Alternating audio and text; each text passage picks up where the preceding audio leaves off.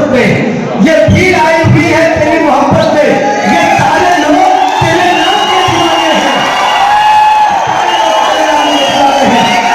ताली ऐसी नहीं बजती है। काफी लोग जब माइक पर आते तो लगता है कि वो शेर माइक पर आ रहा है। बहुत तालियों में हमारे माइक नहीं लग रहा। हाजी फतेह मोहम्मद शाह साहब मंच पे तशरीफ फरमा। तमामी पार्टी के ओहदेदारान सूबेदारान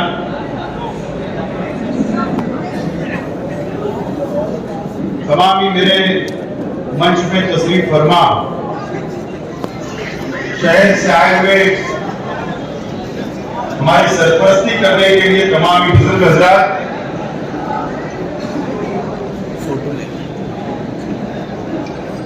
तायरा शेख हसीन साहिबा और अभी आप लोगों की मौजूदगी में जो मेरे सामने बैठे हैं साबिक कारपोरेटर, तमामी समाजी कार्यकर्ता, हमारे तमामी साथियों ने जो आज हमारा साथ देने का वादा किया, हमारी पार्टी के अंदर शमूलियत की, ऐसे तमाम ही हमारे साथी और इस इजलास के अंदर मौजूद तमाम ही बुजुर्ग हजरात, तमामी नौजवान साथी,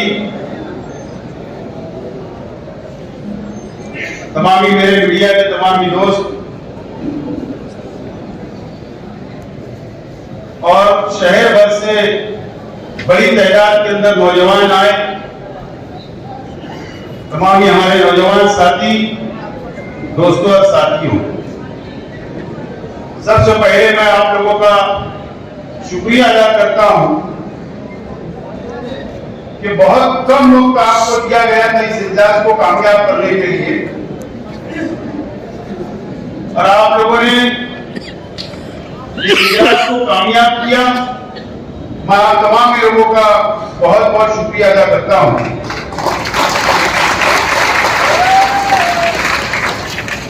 और जिन लोगों ने आज यहाँ पर पार्टी के अंदर शमूलियत की, ऐसे तमाम ही हमारे साथियों का पार्टी के अंदर इस्तेमाल करता हूं और उन तमाम ही साथियों से ये वादा करता हूं, ये यकीन दिलाता हूं कि आप लोग इत्मीनान रखिए, जो वादा हम लोगों ने आपसे किया है और आप लोगों ने जो वादा हमसे किया है, इंशाअल्लाह उसको पूरा करने की हम पूरी कोशिश करेंगे।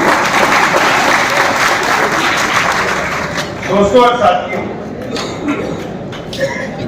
मिशन 2024 आपको मेरे पीछे नजर आ रहा है, बोर्ड के ऊपर लिखा है मिशन 2024 असेंबली। सितंबर के अंदर, सितंबर महीने में आचार संहिता डिक्लेयर हो जाएगी, महाराष्ट्र असेंबली के चुनाव डिक्लेयर हो जाएंगे और अक्टूबर में महाराष्ट्र के अंदर और कई राज्यों के अंदर असेंबली के चुनाव होंगे। और आज हम यहां पर इस इजलास के अंदर जो हमारे तमाम ही छोटे बड़े, तमाम ही हमारे सरपरस्त, हमारी बहनें जो आज हम यहां मौजूद है, यहां जमा हुए हैं, हम लोगों को असेंबली का जो मिशन हमारा अपना है उसका लायमल तैयार करने के लिए, हमारा रूपरेखा तय करने के लिए, दिशा तय करने के लिए आज यहां पर हम सब लोग जमा हुए हैं। मुझे याद है कि 1996 में शेख हसीन साहब ने पहला आजाद इलेक्शन लड़ा, आजाद उम्मीदवार के तौर पर। अभी असगर अंसारी साहब ने बताया उस वक्त तकरीबन 35,000 वोट शेख हसीन साहब ने किया था, लेकिन उस वक्त भी शेख रशीद साहब ने, आज मैं समझता हूं काफी बुजुर्ग यहाँ पर बैठे, जो उनके वो साथी आज मंच के ऊपर वो साथी बैठे जो 96 में भी इलेक्शन लड़े। हम तो बहुत छोटे थे उस वक्त, लेकिन उस वक्त भी शेख रशीद साहब ने इलेक्शन हारने के बाद भी, और उस वक्त निहाल अहमद साहब के सामने शेख रशीद साहब ने इलेक्शन लड़ा। निहाल अहमद साहब की तोती बोलती थी महाराष्ट्र में, हारने के बाद भी शेख रशीद साहब ने हिम्मत नहीं हारी और नए हौसले के साथ शेख रशीद साहब ने मुसलसल 5 साल मेहनत की, शहर की आवाम के बीच में रहे, आवाम के काम किए, मजदूरों के काम किए, गरीबों के काम किए, और 1999 का जब इलेक्शन 5 साल के बाद आया तो ये शहर में शेख रशीद साहब को 29,000 वोटों से कामयाब किया। आज 5 साल फिर शेख रशीद साहब तो बहुत संघर्ष करना पड़ा।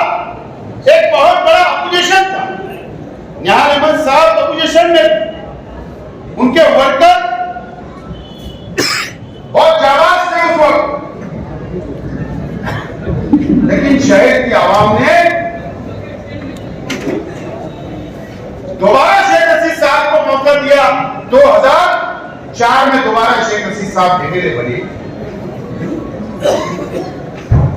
फिर 5 साल शेख रशीद साहब ने शहर की खिदमत, और उस वक्त भी शेख रशीद साहब का यही नारा था कि हम सिर्फ वो विकास के नाम पर, दौलत के नाम पर, तामीर और तरक्की के नाम पर वोट मांगेंगे, और आखिरी दम तक शेख रशीद साहब ने तामीर और तरक्की के नाम पर वोट मांगा। 2009 के अंदर शेख रशीद साहब इलेक्शन हार गए,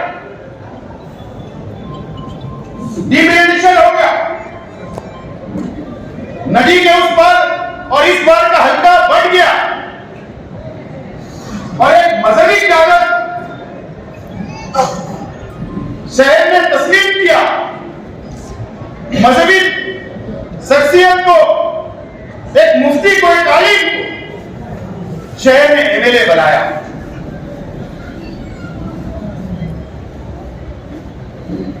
शहर का हर फैसला सर आंखों पर। मैं आज वो बात सर पूछना चाहता हूं शहर के आवाम से, मैं शहर के आवाम से वो 5 साल पूछना चाहता हूं कि 2009 से 2014 तक ये शहर को क्या मिला, क्या डेवलप हुआ, क्या तामीर और तरक्की हुई, क्या वादे किए गए। अगर एक आम इंसान का नुमाइंदा होता, एक आम इंसान का एमएलए होता, अगर वो वादा करता तो हम मान सकते थे कि सियासी लोग वादे से मुकर जाते हैं, लेकिन एक मुफ्ती, एक आलिम ने जो वादा किया था 5 साल वहां पर भी वो नाकाम रही। मुझको मौका मिला 2014 2019 तक, मैं एमएलए रहा, शहर ने मेरा साथ दिया, और मैंने क्या किया ये आप जानते हैं, शहर जानता है, मुझे उसका कोई सबूत देने की जरूरत नहीं। मिसाल उर्दू है आपके सामने, आपके सामने, हिल स्टेशन बना आपके सामने, और तालीम के नाम पर जो मैंने किया वो भी शहर के सामने। मैं बहुत ज्यादा उसमें नहीं जाना चाहता हूं। 2019 आया, 2019 आया, मैं इलेक्शन हार गया। मैं आज तक परेशान हूं कि मैं इलेक्शन क्यों आया?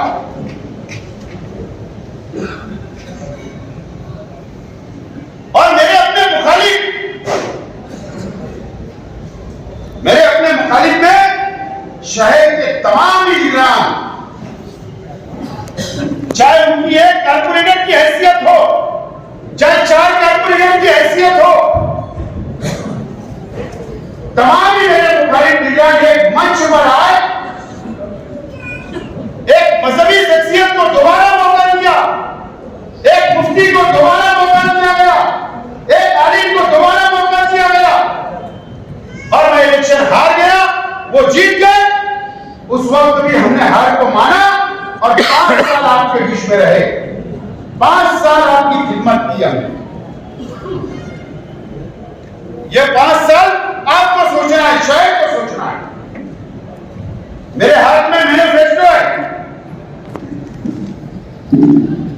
मुझे यकीन है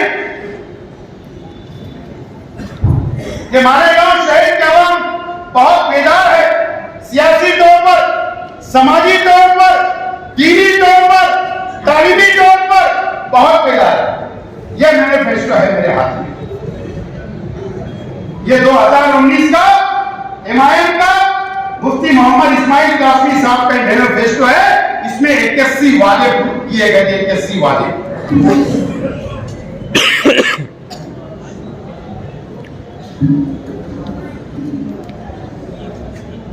आज के एमएलए जामा मस्जिद के इमाम हैं, आज के एमएलए महाराष्ट्र के मदरसा बोर्ड के सदर है, लश्कर वाली ईदगाह के इमाम है, दारुल उलूम देवबंद के रुकन है, जमीयतुल उलमा के सदर है, और ना जाने मुझे याद नहीं है कि कितने ओहदे मजहबी तौर पर उनके पास। मैं माफी के साथ बोल रहा हूं, यह शहर दीनी तौर पर बहुत बेदार शहर है।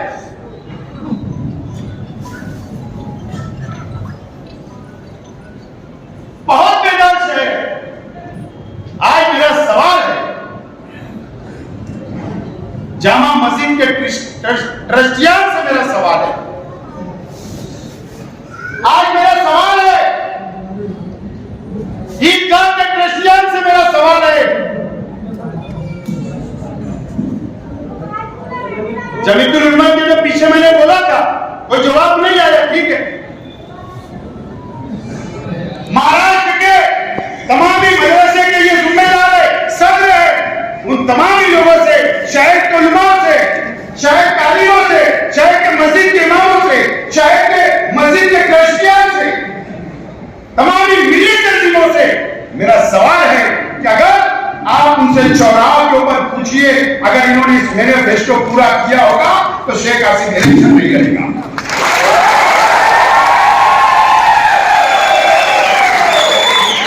नहीं लड़ूंगा इलेक्शन, क्योंकि एक मुफ्ती का वादा था, अगर मुफ्ती झूठ बोल सकता होगा तो वो मुझको बोले, और अगर ये बता दो कि एक मुफ्ती कभी झूठ नहीं बोल सकता तो वो मुझे बता दो और शहर को बता दो।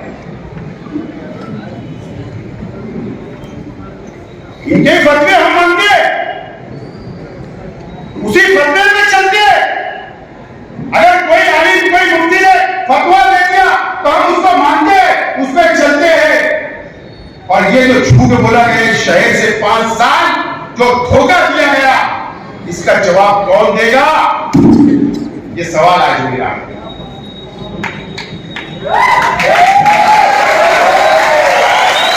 ये मेरा सवाल है, ये शहर का सवाल है, यहाँ की मां बहनों का सवाल है, ये नौजवानों का सवाल है, ये शहर के बासऊर लोगों का सवाल है। इसका जवाब मांगता हूं। और मैं, अगर आपको इससे बड़ा और कोई चीज चाहिए, एक आलिम, एक मुफ्ती,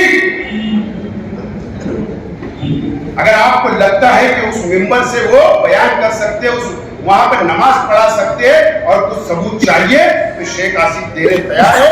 मैं तमाम प्रेसिडेंट से बोलता हूं,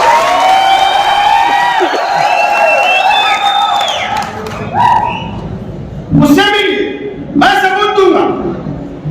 क्या मजबूरी है कि आप सवाल नहीं करते?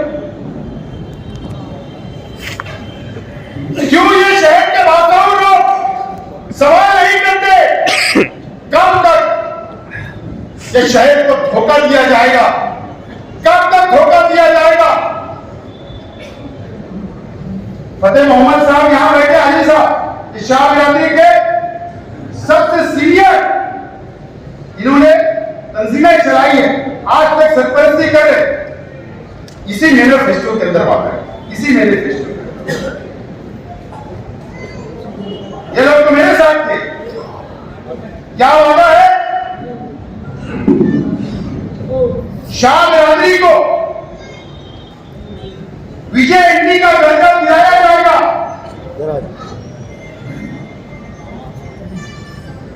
ये वादा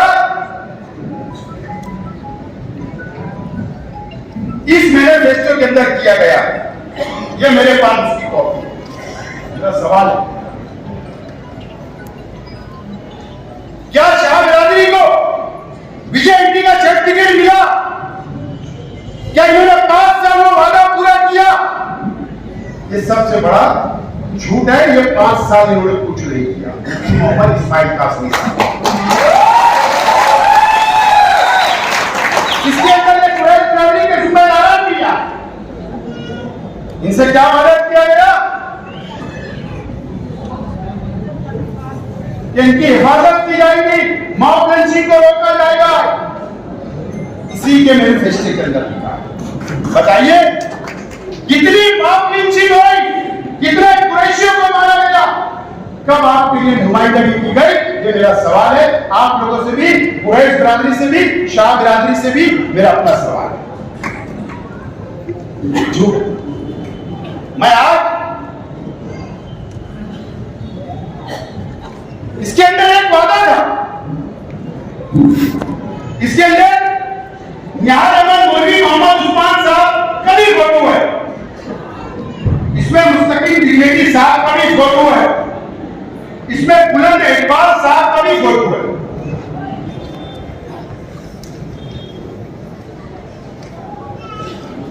मेरा आज कल की जनता दल और आज की समाजवादी से मेरा सवाल है, या मैनिफेस्टो किसने बनाया? कौन था? आप ही लोग थे ना, आप ही लोगों ने इलेक्शन लड़ा ना। इसके अंदर क्या लिखा है? साथी बुलंद इकबाल साहब के, जो मौलाना अली मियां नकवी लाइब्रेरी के सामने जो सेंटर है बुलंद इकबाल साहब के, वहां पे रोजगार के ट्रेनिंग सेंटर, ट्रेनिंग दी जाएगी मुस्लिम नौजवानों का, सरकारी नौकरियां दी जाएगी। ये वादा है। अल्लाह जन्नत नसीब करे बुलंद इकबाल साहब को।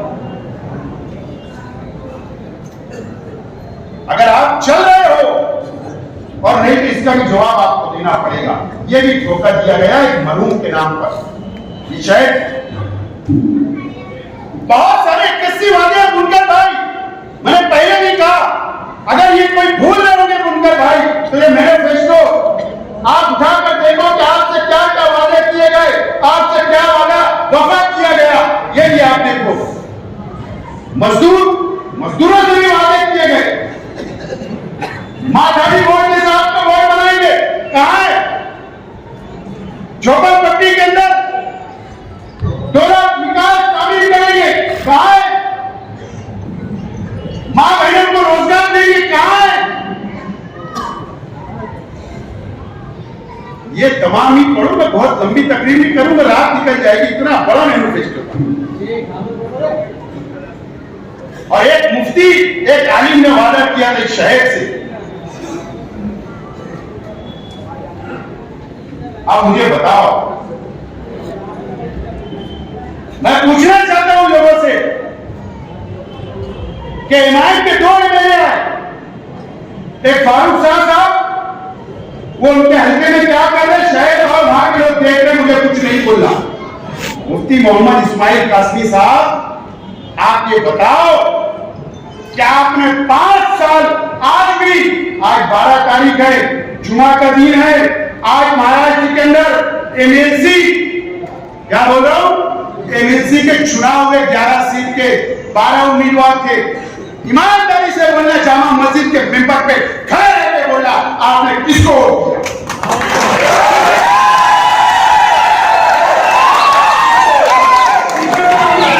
तो जिया हकीम साहब ट्रस्ट है, माफ करना, जिया हकीम साहब जाफरनगर में अख्तराबाद में पीछे है।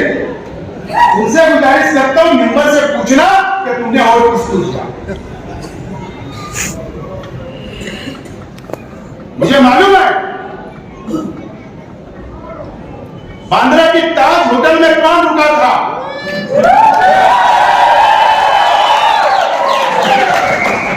आज भी आपने सेकुलर पार्टी को वोट नहीं दिया, फिरका परस्त पार्टी को वोट दिया। आज भी आपने, ये हमको समझता। इससे पहले जो चुनाव हुए राज्यसभा का, एमएलसी का, वो तो वीडियो बताया था तगड़ू आईवी में, उस वक्त भी आपने फिरका परस्त पार्टी को वोट दिया। तो मेंबर से बताना, आपने जब बहुमत सिद्ध करने की बात आई, महाराष्ट्र असेंबली के अंदर स्पीकर का चुनाव था, मुझे बताओ यार, मेरा दिमाग काम नहीं करता, एक शख्स इमाम से छूट गया था। कुलाबा की ताज रेसिडेंसी में जो होटल है, वहां पर वजीर आला से मिलने जाते हैं, और बाहर जब नासिक का एक कुलकर्णी नाम का पत्रकार है एबीपी माझा का, वो उनसे सवाल करता है, शायद नाम भूल रहा हूं लेकिन एबीपी माझा है, उसने पूछा कि आप यहां क्यों आए थे? क्या बोले पता है? वजीर आला साहब से मैं मिलने आया था, मैं हज पे जा रहा हूं, उनको गलत फहमी ना हो। ऐसा वैसी मालूम कैसा क्या? मुझे बताना, अरे तेरी पार्टी भैया अलग, उसकी पार्टी अलग, वो वजीर आला, तुम मुखालिफ में, उनसे मिलने क्यों, गलत फहमी क्यों? उस वक्त भी हज के नाम पर तुम तटस्थ रहे और सरकार की मदद की बनाने के अंदर फिरका परस्त सरकार। इसका जवाब कौन मांगेगा? ठीक है, हमें तो जाहिर मत दो, तुम्हारी नजर में तो 70% तो जाहिर है।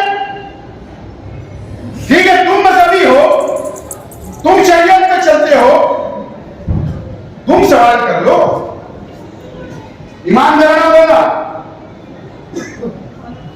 कब तक मजहबी शख्स के अंदर, मजहबी शख्स के आड़ में धोखा खाया गया?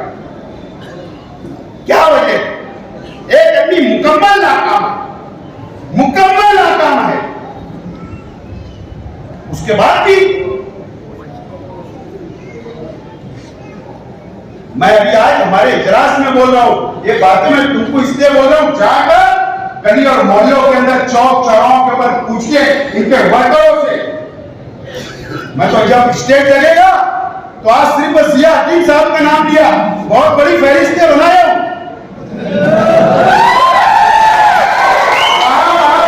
सवाल करूंगा, अगर आपका ज़मीर जिंदा है, अल्लाह का खौफ है, और आप अगर मजहबी मुकामात के ट्रस्ट हो, जिम्मेदार हो, तो आपको पूछना पड़ेगा, सवाल करना पड़ेगा। नहीं तो अगर कोई शख्स गुनाह कर रहा है और आप भी उसका साथ दे रहे, तो मेरा अल्लाह उसका फैसला करेगा।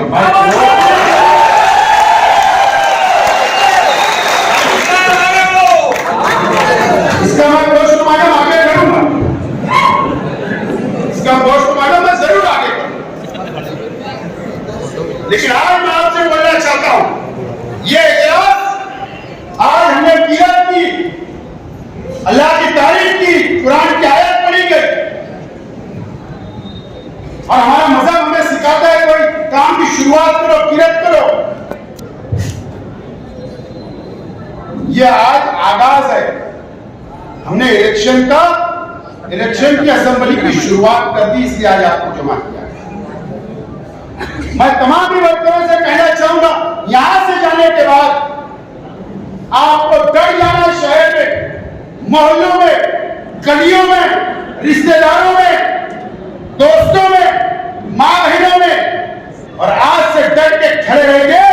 2024 का इलेक्शन हमको जीतना है, उसकी तैयारी आज 18 तारीख तक वोट बनाने का वक्त है। अपने घर में 18 साल की जो लोग हो गए उनकी वोट बढ़ाओ, 5-6 दिन बचाए, बेदार हो जाओ, लड़ने के लिए तैयार हो जाओ। और इलेक्शन अभी मुहर्रम के बाद ताहिरा शेख रशीद साहब की क़यादत में अभी एक गाजिया मानूल्लाह साहब भी आ गए, कई ऐसे मुकर्रिर अहमद सदर साहब है, कई लोग हैं हमारे मुकर्रिर है। एक हम मजबूत टीम तैयार करेंगे और मुहर्रम के बाद हमारी मां बहनों को भी इस मैनिफेस्टो और इनके काले कारनामे बताने की शुरुआत हम लोग करने जा रहे हैं गली गली में। आप तमाम लोगों से कहो जिनको मीटिंग लेना है, लेडीज मीटिंग करना, 50 की हो, 100 की हो, 200 की हो, 500 की करो, 50 की हो तो बुलाइए, हम सब आएंगे और हम वहां मीटिंगें लेंगे और जहन साजी करने का काम आज हम लोगों को शुरू करना पड़ेगा। मैं आज आप लोगों को ऐलान कर रहा हूं कि आज से हमको छूट जाना है, कोई आगे पीछे पलट के देखना नहीं है। शेख रशीद साहब ने हमको बहुत कुछ सिखा के गए और अल्लाह का करम है, इतना खजाना मालूमात का दिए है, इतनी टेक्निक दिए है, इतने हिकमत अमली करने के तरीके बता के गए। हर उनके काम, उनकी हिकमत अमली को जो उन्होंने सिखा के गए हमको लेकर आगे बढ़ना है और इंशाल्लाह हम लोग जीतेंगे।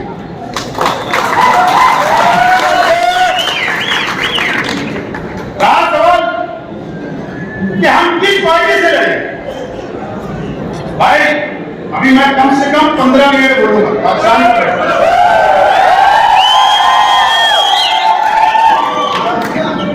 अभी तक 2020 खेलना बाकी है, ये वनडे चल रहा था, अभी 2 दिन रहा सवाल कि हम किस पार्टी से असेंबली का इलेक्शन लड़ेंगे। एक तरफ एनडीए, दूसरी तरफ इंडिया आघाड़ी, यानी यहां पर महाविकास आघाड़ी जिसको महाराष्ट्र में। हम शरद पवार साहब की राष्ट्रवादी कांग्रेस पार्टी का झंडा लेकर पार्लियामेंट का इलेक्शन लड़ा।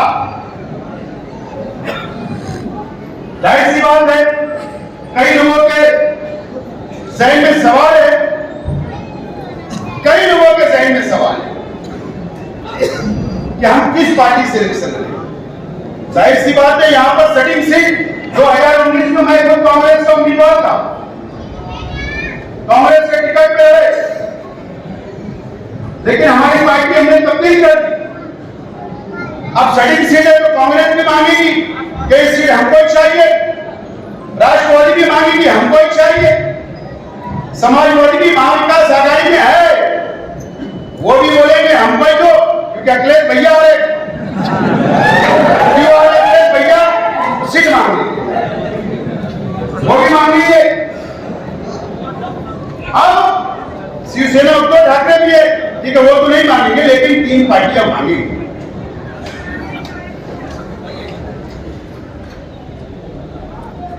मैं आज आप लोगों को एक बात साफ कर देना चाहता हूं कि महाविकास आघाड़ी हो, हमको सीट छूटे या ना छूटे, हम हर हाल में असेंबली इलेक्शन लड़े।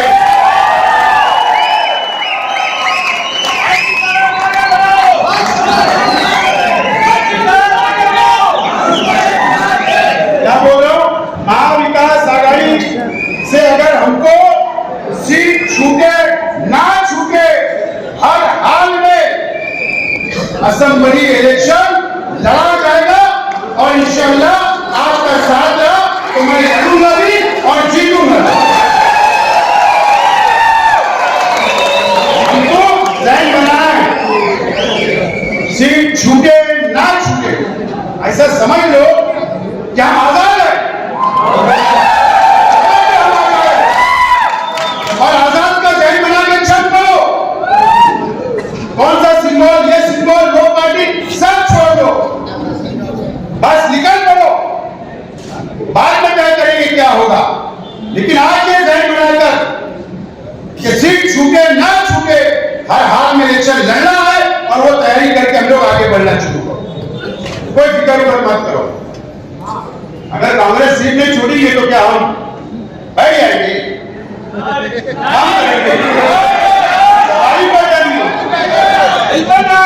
चाहे इसको बगावती सूर बोलो, क्या आघाड़ी का धर्म का मैं पालन नहीं कर रहा वो बोलो, जिसको जो समझना हो समझे, लेकिन आगामी में इलेक्शन का ये बात आज मैं आपसे वाज़ेह तौर पर, साफ तौर पर बोलना चाहता हूं और बिल्कुल फिक्र करने की कोई जरूरत नहीं है। आपने मेरे परिवार की और हमारे अपने कार्यकर्ताओं की हिम्मत आपने ये 25-40 दिन के तरफ भाग ली।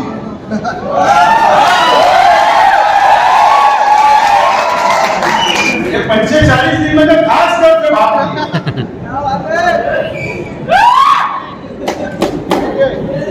कितनी हिम्मत होना, कितनी हिम्मत होना। मैं भी महाराष्ट्र असेंबली का मेंबर रह चुका हूं। मुझे याद है कि जब मैं मेंबर असेंबली था, हाउस में बैठा था, तो जब दाऊद इब्राहिम का नाम बीजेपी के लोग लेते थे, मैंने सुना मेरे कानों से, लेकिन पहली मर्तबा शेख आसिफ का नाम असेंबली के अंदर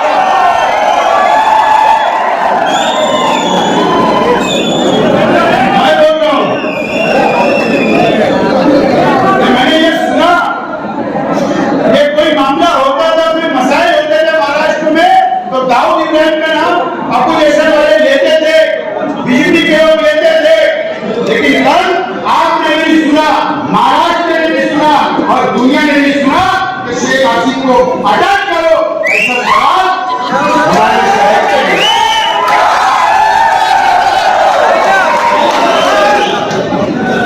क्यों किया पता है? क्यों किया पता है?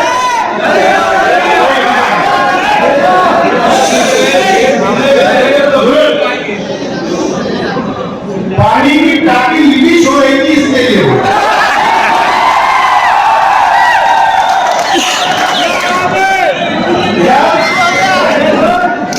पानी की टाकी लीकेज हो रही थी, तो उसको एक्सिल लगाने के लिए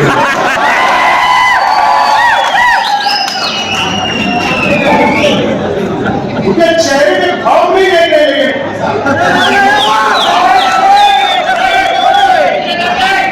भाव भी नहीं मैं इसके लिए नहीं बोल रहा हूं। उनको अपनी जमीन खसकते नजर आ रही है, उनको अपनी जमीन खसकते नजर आ रही है।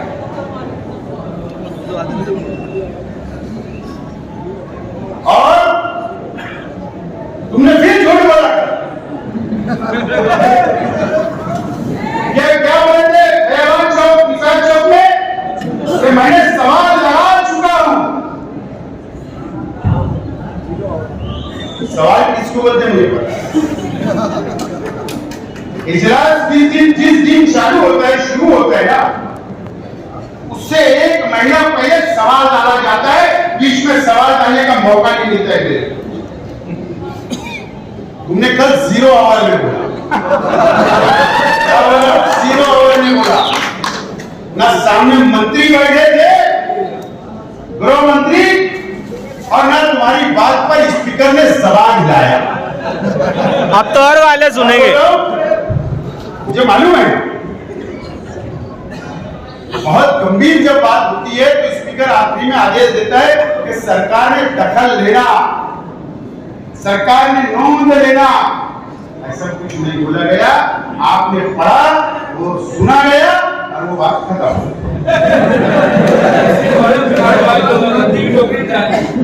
और ताकत लगा लो। मैं आज आप लोगों से बोलना चाहता हूं, शहर की आवाज से बोलना चाहता हूं, मां बहनों से और तमाम यहाँ बैठे हुए तमाम ही जिम्मेदारों से बोलना चाहता हूं, ऐलान करता हूं कि अगर इन्होंने मुझे जेल भेज दिया और मैं जेल में रहा तो आपको इलेक्शन लड़ना में जेल से।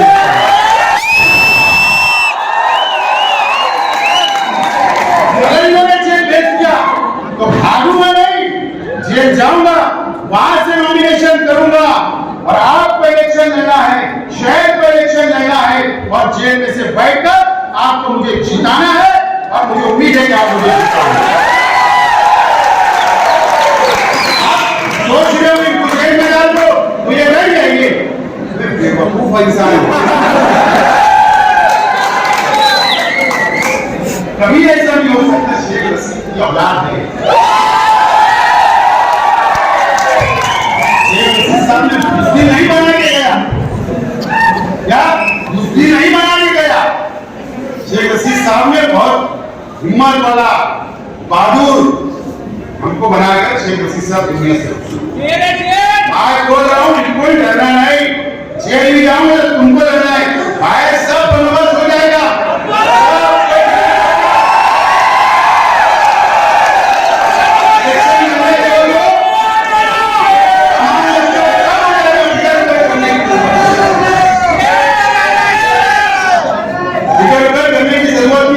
लड़ रहा है।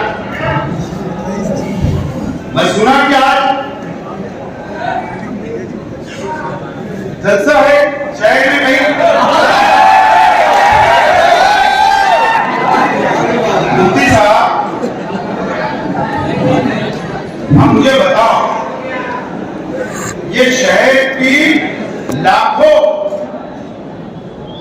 और इस महाराष्ट्र की लाखों आवाम ने अपनी आंखों से देखा और पुलिस के रिकॉर्ड पर है, कोर्ट के रिकॉर्ड पर है कि क्रॉस फायरिंग हुई, वीडियो है। सरकार बेवकूफ है क्या? क्या आप पुलिस को बेवकूफ समझते हो क्या? कि मैं असेंबली के अंदर बोल दूंगा, एक बाजू बोल दूंगा, दूसरी बाजू पता नहीं रहता। वहां बैठे हुए लोगों को पुलिस डिपार्टमेंट रिपोर्ट करते हैं, सब वहां पर ऑनलाइन जाता है। अगर आपको बोलना था ना, ईमानदारी अगर आप में होती, अगर आप बेईमान नहीं होते तो आप दोनों बात बोलते कि दोनों पर इंक्वायरी होना चाहिए। आपने वैसा नहीं बोला,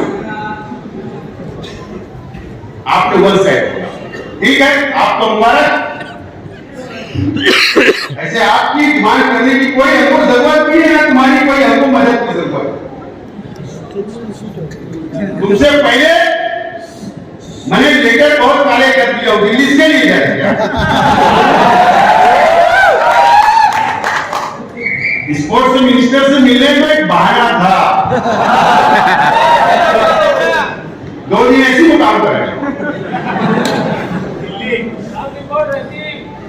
तुम अलग बात है कि आप दिल्ली के महाराष्ट्र सदन में नहीं रुकते, आपके लिए जन तो रुक जाता। कौन रूम बुक करते हैं मुझे नहीं बताइए।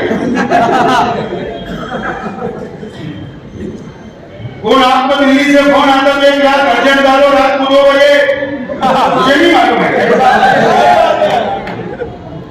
तो वही दिल्ली के अंदर मैं नहीं गया था, लेकिन मैं भी सदन में रुका।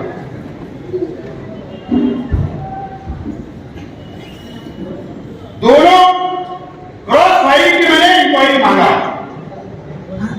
मैंने नेपाल की बात सच बोल रहा हूं। मैं चाहता हूं कि दिल्ली से इंक्वायरी आए, मैं चाहता हूं कि मुंबई से इंक्वायरी आए। हवा में शेख हसीना कभी बात नहीं करता, मोबाइल में बहुत मटेरियल है। ये मोबाइल में सिर्फ लड़कियों से बात करना, औरतों से बात करनी नहीं है। बहुत मटेरियल है इसमें।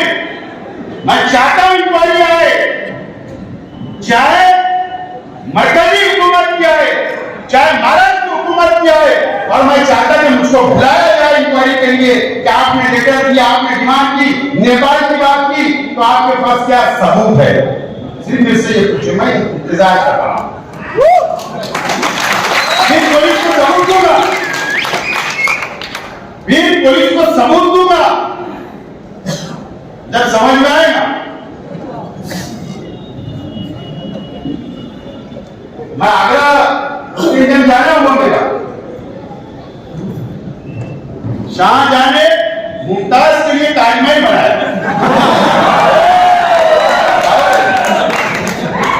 शाहजहां ने मुमताज के लिए याद में खूबसूरत ताजमहल बनाया। पूरी दुनिया उसको देखने आती है, गोरे काले अंग्रेज सब आते हैं, मोहब्बत करने वाले भी वहां जाते हैं। लेकिन जो लोग 3-3 औरतें करते हैं, शाह बानो, जरा रिकॉर्डिंग अच्छी करो। शाह बानो तीसरी औरत करने के बाद भी शहर को पता नहीं है, कुछ लोग तीसरी भी कर ले रहे हैं, शहर को पता नहीं, और ना जाने किसको किसको पता नहीं है, लेकिन शेख आसिफ को पता है।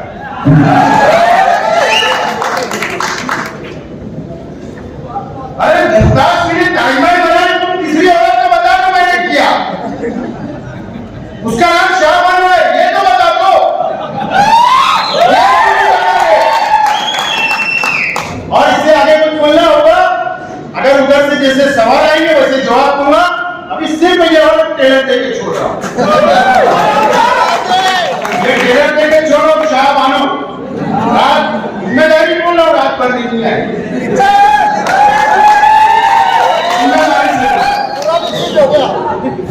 दोस्तों।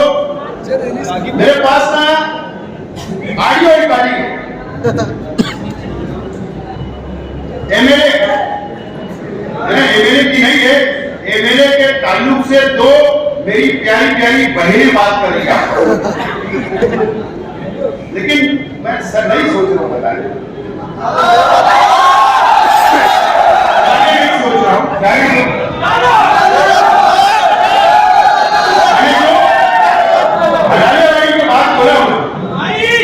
मेडिकल वाली की बात बोला हूं, मेरे पास ऑडियो रिकॉर्डिंग मौजूद है, लेकिन मैं फिर रुक रहा हूं और फिर मैं लोगों को बोल रहा हूं कि इतने नीचे दर्जे की सियासत छोड़ दो, इससे नीचे दर्जे की सियासत छोड़ दो। शहर में शहर की बदनामी मत करो। अगर तुम मेरे परिवार पे, मेरे कार्यकर्ताओं पे अगर झूठे इल्जाम लगाना बंद नहीं करे, अगर जाति दुश्मनी निकालना बंद नहीं करे, चाहे असेंबली में बोल के चाहे बाहर लेकर देकर, तो याद रखना मुझे मजबूर होना पड़ेगा। ऑडियो भी निकालूंगा और मालेगांव से लेकर नेपाल तक का भी मटेरियल जब मैं बाहर निकाला, और कुछ यहाँ के सियासी लोगों का मटेरियल अगर मैंने जिस दिन बाहर निकाला, याद रखना कि शहर के अंदर तुम मुंह बताने लायक नहीं होगे।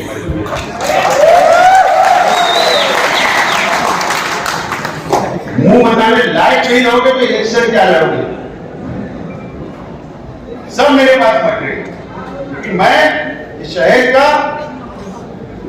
यहाँ पैदा हुआ, इस शहर से प्यार करता, ये मस्जिद और किनारे शहर को बदनाम नहीं होने देना चाहता, इसके लिए मैं रुक रहा हूं। और मैं क्रॉस फाइट में भी बहुत सबूत है। कौन सा तरीपार आदमी मनमाड़ से यहां था उस दिन, उसके फोटो भी है, उसका नाम है, सब है।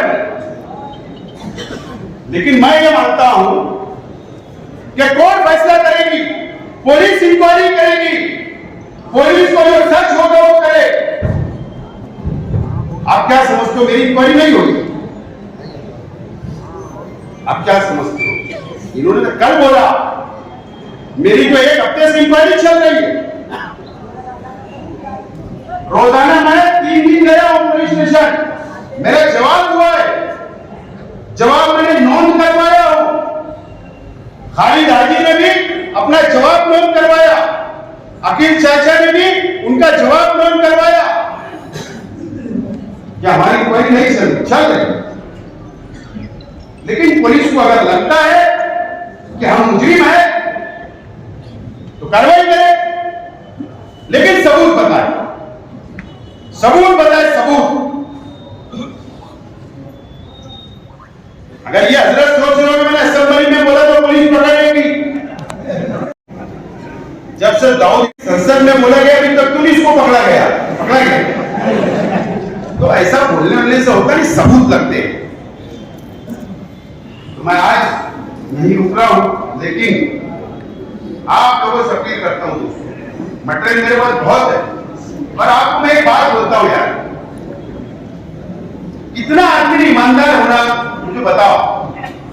मैं नाम लेकर बोलता हूं हुसैन शेख कपूर के हमारे तमामी भाइयों को 12 नवंबर हुआ, शहर में देखा मैं, ठीक है मैं उनकी जातियात पे ऐसा नहीं बोलूं, उनको याद दिला रहा। इनके ऊपर केस दाखिल हुआ, इनके घर के 2-3 लोगों के ऊपर केस दाखिल हुआ, ये फरार थे। मैं जिम्मेदारी से बोल रहा हूं और मैं तुमसे जाके पूछना कि सरकार का छगन भुजबल साहब मंत्री थे, मैं वहां गया लेकर, मंत्रालय लेकर गया, पुलिस स्टेशन लेकर गया, कोर्ट में लेकर गया, वकील के पास से गया और उनकी जमानत करवाई, मदद की मदद, सब मदद करने के बाद ठीक है आपको जा रहे हैं, आपको आ गए, मैं इसके लिए नहीं बोल रहा हूं, लेकिन तुमने भी एक मर्यादा में रहना चाहिए। तो दिन तो सब जानते, दिन तो सबके पलटते हैं, धूप छांव होती है, लेकिन ये तरीका इस शहर के अंदर बराबर नहीं है। अगर अपने आप को बहुत मजहबी तंजीमों के जिम्मेदार बोलते हो तो कम से कम अपनी खुद की इस्लाह करो। शहर को भी ध्यान रखना, खुद की इस्लाह करो। लेकिन मुझे इस टाइम मैं शेख हसीन साहब के ताल्लुक से आखिरी बात बताऊंगा। मुझे बताओ इस मंच के ऊपर हर समाज, हर बिरादरी, हर मसलब के लोग बैठे हैं, यहां पर भी बैठे हुए। शेख हसीन साहब ने हर जात, हर धर्म, हर बिरादरी, हर मसलब, हर गरीब अमीर सबको साथ लेकर चला और उन्होंने अपनी जिंदगी में सबके काम आए और सबका साथ दिया, सबकी मदद की, सबके मसाइल हल किए, कभी भेदभाव नहीं शेख हसीन साहब ने।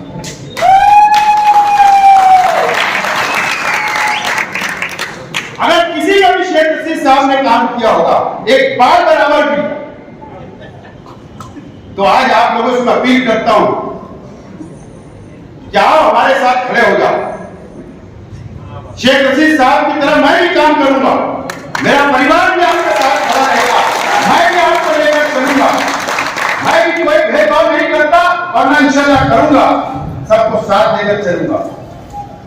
मैं मजहबी तंजीमों से, शहर के तमाम लोगों से बोलना चाहूंगा कि इसका सबूत, इसका जवाब देना चाहिए। एक आलिम ने झूठ बोला है, शहर को धोखा दिया है, करप्शन किया है, बेईमानी की है, उलमाओं के साथ क्या, हाफिजों के साथ क्या, मजदूरों के साथ क्या, शहर के गरीबों के साथ क्या, अमीरों के साथ क्या, बहुत बड़ा धोखा ये। या तो इसके ऊपर फतवा दे दो, अगर फतवा आ जाएगा कि नहीं वो झूठ बोल सकते तो मैं उम्मीदवारी से मांगा नहीं तो ये चलता रहेगा और ये कब तक चलेगा, कब तक? कहीं तो इसको रुकना चाहिए। बस यही गुजारिश है कि आज हमारा ये जो मिलावा है, ये इजलास है, ये हमारे जाबाज कार्यकर्ताओं का, बहुत जाबाज हो आप, एक एक लोग 100-100 वोट के